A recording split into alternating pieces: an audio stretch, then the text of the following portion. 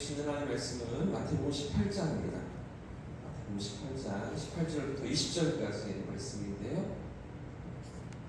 신약성경 마태복음 18장 18절부터 20절까지 석전 말씀을 한 목소리로 합독해서 읽겠습니다. 시작. 진실로 너희에게 이르노니 무엇이든지 너희가 땅에서 매면 하늘에서도 매일 것이요 무엇이든지 땅에서 풀면 하늘에서도 풀리리라. 진실로 다시 너희에게 이르노니 너희 중에 두 사람이 땅에서 합심하여 무엇이든지 구하면 하늘에 계신 내 아버지께서 그들을 위하여 이루게 하시리라. 두세 사람이 내 이름으로 모이는 곳에는 나도 그들 중에 있느니라. 아멘. 할렐루야. 오늘도 우리의 삶을 하나님께서 붙드실 줄 믿습니다. 어제 본문에서 예수님은 비록 죄를 범하고 악한 길로 나아간 지체가 있을지라도 그런 지체들을 대하는 교회와 성도들의 기본적인 마음 자세가 어떠해야 되는지를 가르쳐 주셨는데요. 그 자세가 무엇이었습니까? 죄를 범한 지체가 있습니다. 어긋난 길로 나아가는 그런 성도가 있습니다.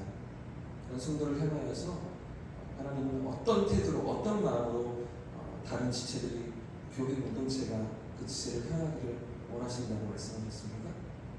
사랑이었죠. 그럼에도 결국 돌이키기를 원하고 그렇죠? 회개하기를 원하는 마음으로 그 지체를 대해야 한다고 예수님 가르쳐주고 계셨는데요. 그런가 하면 이렇게 길을 잃은 한 마리 양과 같은 그 지체를 품어주는 것이 교회의 관심이어야 한다. 그리고 예수님의 마음이다라고 말씀하시기도 하지만 그러나 그와 함께 또 놓치지 말아야 할 아주 중요한 한 가지가 있다고 예수님 가르쳐 주셨는데 하나님 백성의 공동체가 건강한 믿음으로 서는 것입니다. 주님의 교회가 거룩함과 성결함으로 악한 길에서 떠나 죄를 버리고 하나님 기뻐하시는 모습으로 세워져가는 그런 모습이어야 한다고 예수님 가르쳐주고 계셨었는데요. 그렇기 때문에 기본적으로 기다려주는 것이 필요합니다. 사랑을 품을 수 있어야 합니다. 그래서 찾아가고 기다려주고 권고하며 돌이키기를 요청해야겠지만 그러나 그럼에도 불구하고 끝끝내 회개하지 않는다면 어떻게 하라고 예수님 말씀해 주셨습니까? 오늘 본문의 17절 바로 위에 17절 말씀을 보면 교회 말도 듣지 않거든 어떻게 해요? 이방인과 세리와 같이 여기라고 예수님 말씀하고 계시죠. 그만큼 주님의 또 하나의 관심이 교회의 성결함이기 때문입니다. 주님의 몸된 교회의 거룩함이기 때문입니다. 사랑도 있어야 하지만 공의도 있어야 하기 때문이죠. 좋은 게 좋고 다 품어주고 다 용납하고 괜찮아 뭐 그럴 수 있어. 그게 주님의 뜻이 아니라는 겁니다. 사랑이 있고 기본적으로 그 영혼을 기다려줄 줄 아는 그런 마음들이 공동체가 있어야겠죠. 그럼에도 불구하고 죄의 문제에 대해서 하나님께서 너무나 싫어하시는 죄의 문제에 대해서 분명히 지적하고 다루면서 이것들을 처리해 나가기를 원하신다고 예수님 말씀하시는 것인데요. 자, 그런데 방금 읽은 오늘 본문을 보면 갑자기 예수님께서 기도에 관해서 기도에 대해서 말씀하시는 것 같습니다. 그래서 종종 우리는 이 본문을 읽으면서 이 앞에 이어졌던 지금 18장 1절부터 지금 계속해서 예수님 말씀하고 계시는 서로 다투고 충돌하면서 내가 큰 자야 주장하고 높아지려고 하는 그런 지체들 가운데 작은 한 지체를 사랑해야 하고 그와 같아져야 하고 그런 공동체가 세워져야 하며 그렇게 한 지체라도 길을 잃었을 때 어떻게 이것을 다뤄야 하는가의 문제로 확장시켜 나가시는 예수의 말씀과 조금 다른 문맥으로 18절 이하가 이어지고 있다고 우리가 생각하는데요. 그래서 오늘 말씀은 합심해서 기도하면 하나님께서 들어주신다. 하나님이 응답하신다. 이런 의미로 우리가 해석하고 하는 것이죠. 먼저 18절 말씀을 같이 읽어보겠습니다. 18절 시작. 진실로 너희에게 이르노니 무엇이든지 너희가 땅에서 내면 하늘에서도 매일 것이요 무엇이든지 땅에서 풀면 하늘에서도 풀리리라. 그러니까 땅에서 내면 하늘에서 매이고 땅에서 풀면 또 하늘에서도 풀리는데 이게 무슨 말씀인가? 지금 어떤 말씀을 하시는가 할 때 이어지는 19절 말씀도 보니까 19절 보십시오. 제가 읽겠습니다. 진실로 다시 너희에게 이르노니 너희 중에 두 사람이 땅에서 합심하여 무엇이든지 구하면, 협심해서 무엇이든지 함께 땅에서 기도하면 하늘에 계신 너희 아버지께서, 내 아버지께서 그들을 위하여 어떻게 해요? 이루어주신다, 응답해 주신다, 이렇게 말씀하고 계시니까 이 부분은 기도에 대한 관심이구나 이렇게 쉽게 생각할 수 있지만 사실은 그렇지가 않습니다. 기도에 관한 말씀이 아닙니다. 왜 그러냐면 이미 느끼시겠지만 지금까지 이어지는 본문의 문맥 속에서 이 말씀을 우리가 보아나오기 때문이죠. 어제 우리가 살펴보았던 15절에서부터 범죄하고 악한 길로 나아간 지체들을 어떻게 대해야 하는가, 사랑과 공의입니다. 이 맥락 가운데 오늘 본문이 있기 때문이죠. 18절도 19절도 20절도 이런 흐름 가운데 있기 때문입니다. 사실 오늘 18절, 방금 같이 읽었던 18절 말씀은 이미 앞에서 한번 언급되었던 예수님의 가르침이십니다. 무엇이든지 너희가 땅에서 매면 하늘에서도 매일 것이요 땅에서 풀면 하늘에서도 풀리리라. 이와 똑같은 말씀이 어디에 있었습니까? 마태복음 16장 말씀에 있었죠. 베드로가 제대로 된 신앙 고백을 처음으로 쏟아놓았을 때 주님 그리스도시요 살아계신 하나님의 아들이십니다 이런 고백을 했었을 때 그때도 이 본문과 똑같은 말씀을 예수님께서 하셨었는데 한번 들어보십시오. 또 내가 내게 이르노니 너는 베드로라 내가 이 반석 위에 내 교회를 세우니 음부의 권세가 이기지 못하리라. 내가 천국 열쇠를 내게 주리니 이렇게 말씀. 그 뒤에가 똑같습니다. 내가 땅에서 무엇이든지 매면 하늘에서도 매일 것이요 내가 땅에서 무엇이든지 풀면 하늘에서도 풀리리라. 똑같은 대목이 마태복음 16장에도 있었죠. 그때 예수님은 베드로의 이 신앙 고백 위에다 주님의 교회를 세우시겠다 하시면서 베드로 개인이 아니라 베드로와 같은 신앙 고백을 가진 교회, 공동체에 하늘에서 매이고 푸는 그런 권세를 주신다고 말씀하셨었는데요. 그렇기 때문에 오늘 본문의 이 말씀도 매고 푸는 권세가 어디에 있다는 것입니까? 기도에 있다는 게 아니라 교회에 있다는 것입니다. 교회에 이런 권세를 주신다는 말씀으로 우리가 해석해야 되는데요. 그래서 우리가 어제 살펴보았던 15절부터 18절까지 15절부터 17절까지의 말씀과 연결해서 오늘 18절 말씀을 보면 어떻게 되냐면 어떤 한 지체가 죄를 범했습니다. 그리고 그 지체를 행하여서 교회는 예수님이 가르친 대로 은밀한 중에 개인적으로 그 문제를 알게 된 성도와 그 문제를 가진 성도가 개인적으로 은밀하게 소문내지 않고 다 떠벌리지 않고 개인적으로 찾아가서 권면하고 회개할 것을 권면하고 그래도 듣지 않으면 그죠? 한두 사람을 데리고 가서 두세 사람의 증인으로 이 문제를 다루기도 하는 거죠. 그래도 안 되면 세 번째 단계입니다. 교회 공동체가 이 문제를 공식적으로 처리하게 되는데 이 모든 과정들을 거치면서 세 개의 단계를 거치면서 기본적인 교회의 태도는 기다리는 것입니다. 품는 것입니다. 돌이킬 수 있도록 기회를 주는 것인데요. 그러니까 그 범죄한 지체를 향하여서 교회는 주님의 말씀대로 사랑으로 품습니다. 인내하며 기다립니다.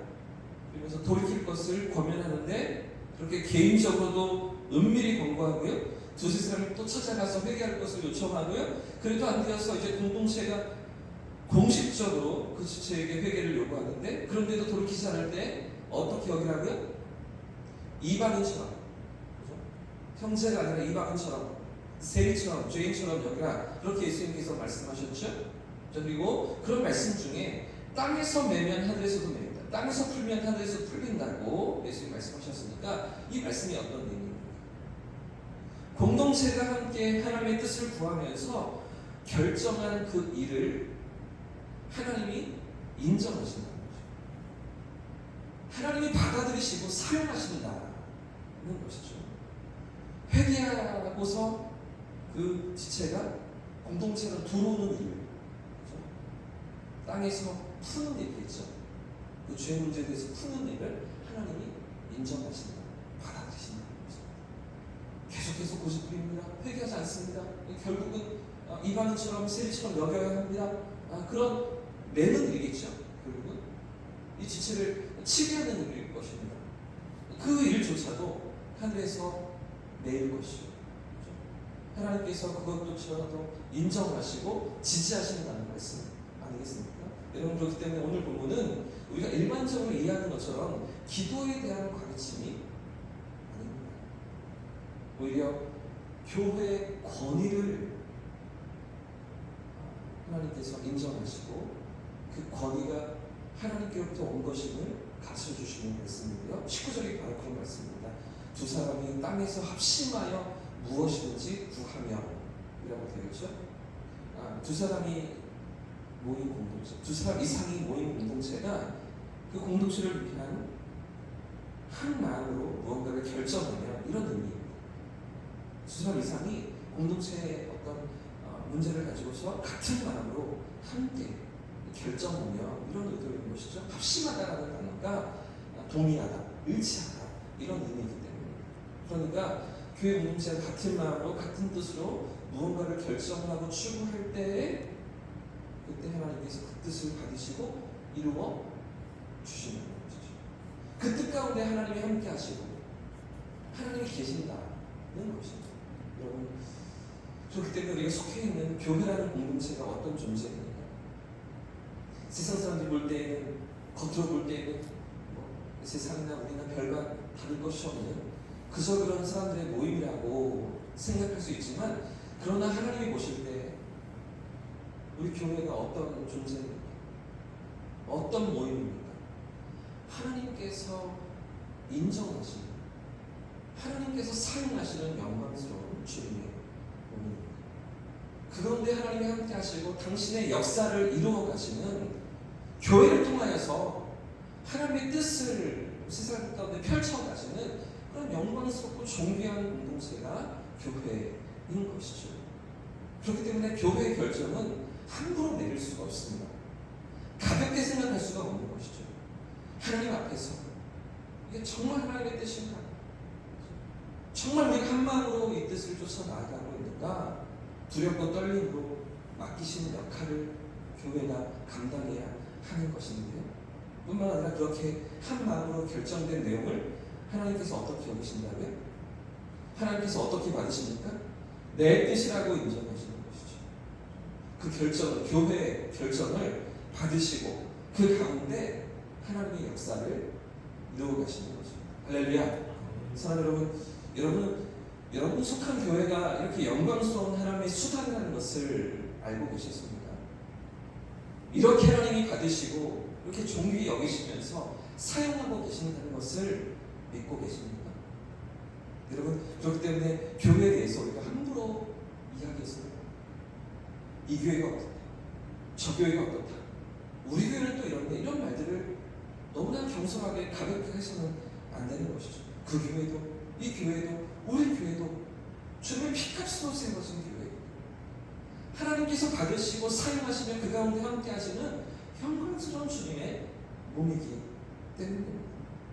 20절 말씀이 바로 그런 말씀인데요. 20절 말씀 같이 한번 읽어보겠습니다. 시작. 두세 사람이 내 이름으로 모인 곳에는 나도 그들 중에 있느니라. 할렐루야.